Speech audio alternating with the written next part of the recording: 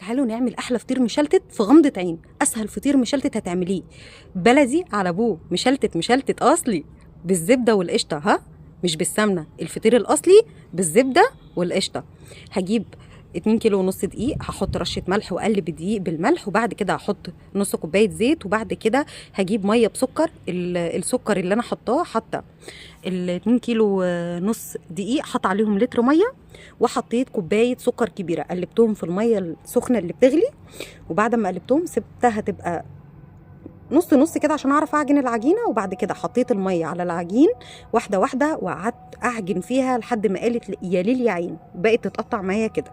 هبتدي اقطع كور صغيره، واقطع 3 كور كبار. انا عملت 3 فطيرات، الثلاث فطيرات بحط فيها كوره كبيره، وبحط فيها 15 كوره صغيره زي ما انتم شايفين كده. جبت الكور، سبت العجين يرتاح لمده ساعتين، وبعد ما ارتاح لمده ساعتين جبت الكور الصغيره